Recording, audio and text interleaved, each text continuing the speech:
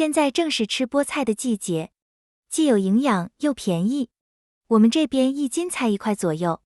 很多朋友吃菠菜的时候喜欢把根去掉，其实菠菜根的营养价值很高，而且口感也不错。只要把它洗干净了就可以。开水里放几滴食用油，洗干净的菠菜焯一下水，大约1分钟就可以。去一下草酸，稍微放温以后，把它切成段，不要放水，把菠菜打成泥。1斤面粉里放1小勺白糖，5克酵母粉，用炸好的菠菜泥和面，不需要再过滤了，本身就很细腻，大约需要280毫升的菠菜泥。搅成絮状以后，里面放入20毫升食用油，然后下手揉成面团，把面团发到2倍大。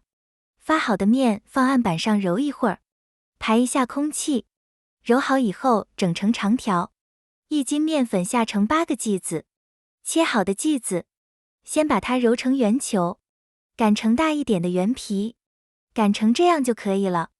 上面刷一层麻汁酱，边上少留点空隙，上面盖1张圆皮，第2张也刷上酱，最后1张不需要刷了。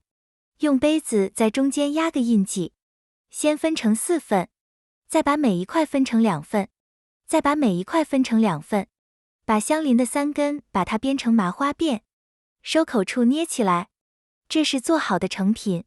电饭锅底部刷点油，不用开火，2次醒发20分钟。